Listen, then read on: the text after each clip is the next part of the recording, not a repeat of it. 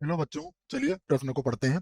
यदि delta x एक सारणिक दिया है हमें, जिसकी पहली पंक्ति है एक्स की घात n sine x cos x, दूसरी पंक्ति है एन का क्रम गुणित साइन एन पाई बटा दो कॉस एन पाई बटा दो, तीसरी पंक्ति का अवयव है अल्फा अल्फा की घात दो अल्फा की घात तीन हो, तो एक्स बराबर जीरो पर डी एन बटा डी एक्स की घात एन डेल्टा एक्स होगा। अर्थात एन बार हमें इसका अवकलन करेंगे तो उसका मान क्या होगा, उसके लिए हमें विकल्प दिया गया है माइनस एक, शून्य, एक और दो, और हमें इनमें से सही विकल्प बताना है। प्रश्न को हल करें उसके पहले लिखेंगे मुख्य अवधारणा।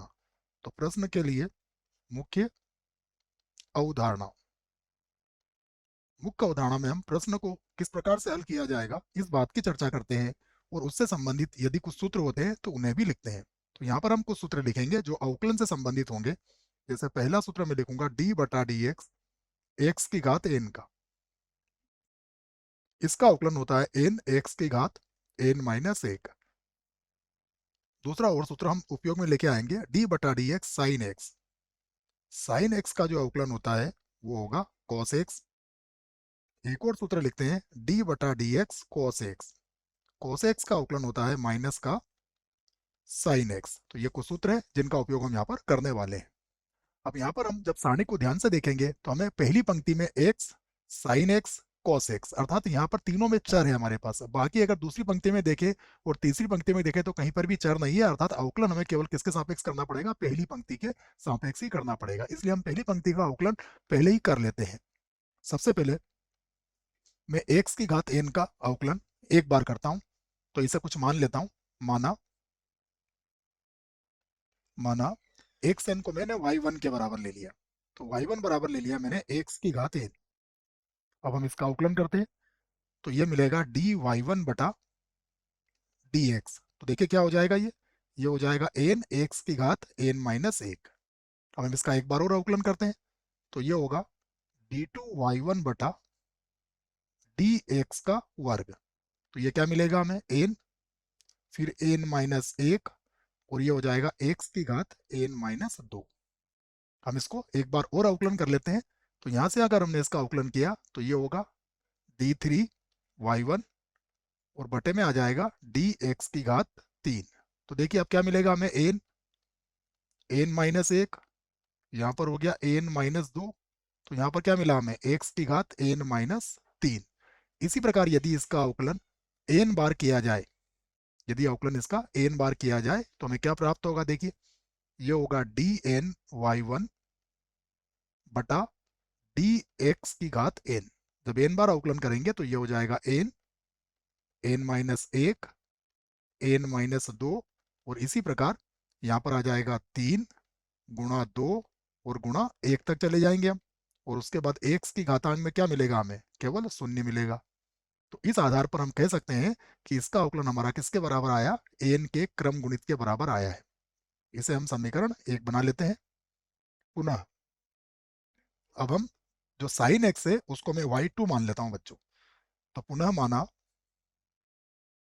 माना वाई टू बराबर साइन एक्स, ये मैंने साइन एक्स को मान लिया।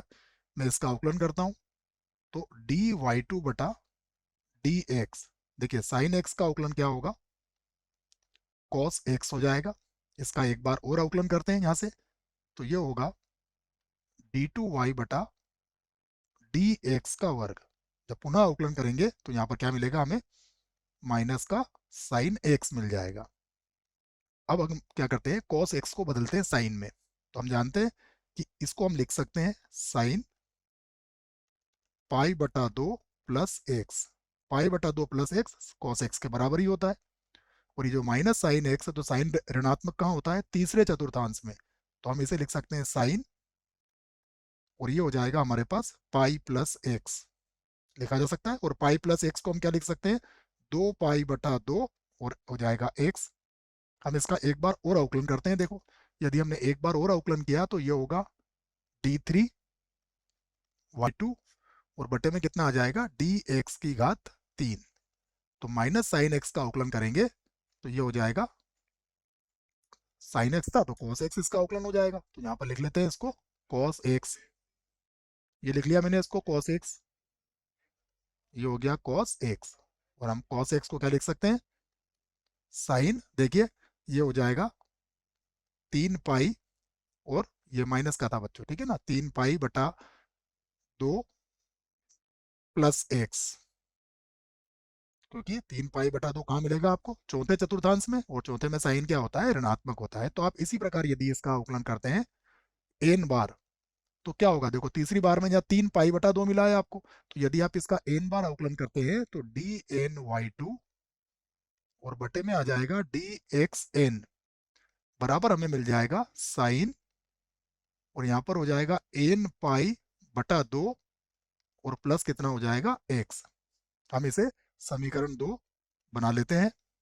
एक बार और मानना पड़ेगा हमें, तो अब हम मान लेते हैं y3, और y3 को मान लेते हैं cos x के बराबर, और इसका भी अब हम अवकलन करते हैं। तो हमें सबसे पहले मिलेगा dy3 बटे में आएगा dx, इसका यदि अवकलन करेंगे तो cos x का अवकलन क्या होता है, माइनस का sin x। एक बार और अवकलन कर देते हैं तो d2y3 और बटे में आ जाएगा dx का वर्ग। देखिए sin x का अवकलन क्या होता है, cos x, तो ये हो जाएगा माइनस का cos x। एक बार और अवकलन कर देते हैं तो ये होगा d2 d क्यूब है ना बच्चों, d की घात 3 हो जाएगा, और y3 और बटे में आ जाएगा dx की घात 3। तो देखिए cos x का अवकलन क्या होता है, माइनस साइन x, तो ये प्लस का साइन x बन जाएगा। अब अगर आप इसे ध्यान से देखें तो अब मैं इसे लिख सकता हूँ cos पाई/2 प्लस एक्स। cos पाई/2 प्लस एक्स कहाँ आता है, दूसरे चतुर्थांश में, जहां पर ये ऋणात्मक होगा और साइन बन जाएगा। अब ये माइनस cos एक्स है, तो अब मैं इसे लिख सकता हूँ cos पाई प्लस एक्स, और पाई प्लस एक्स क्या होता है, माइनस cos एक्स, और चाहूँ तो मैं इसको लिख सकता हूँ 2 पाई/2 लगा के इसको इस प्रकार भी व्यक्त कर सकता हूँ। फिर से आ गया, देखिए हमारे पास साइन एक्स आ गया, तो हम इसे लिख सकते हैं cos, और ये बन जाएगा हमारा, देखिए 3 पाई/2 प्लस एक्स। ये कहाँ होगा, चौथे चतुर्थांश में, और चौथे में cos क्या होता है हमारा, धनात्मक होता है। तो इसी प्रकार हम कह सकते हैं कि यदि n बार इनका अवकलन किया जाए तो dny3 बटा dxn ये किसके बराबर हो जाएगा, ये बराबर हो जाएगा cos n पाई/2 प्लस एक्स के बराबर हो जाएगा। इसको बना दिया मैंने समीकरण 3। अब हमसे जो पूछा गया है उसकी बात करते हैं।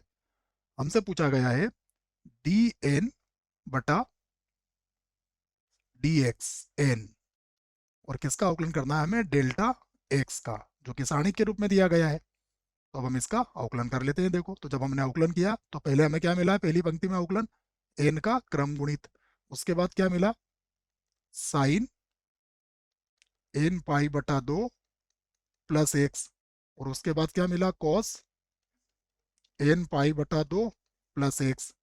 उसके बाद जो है उसके नीचे n का क्रम गुणित है, उसके बाद है साइन n पाई/2, और इसका कोष्टक लगा दीजिए, और यहाँ पर है cos n पाई/2।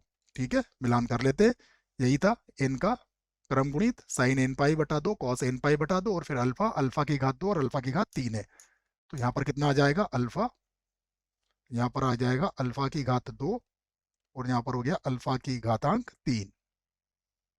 अब हमसे ये मान किस पर पूछा गया है, x बराबर 0 पर, तो हम इसको x बराबर 0 पर लिख लेते हैं।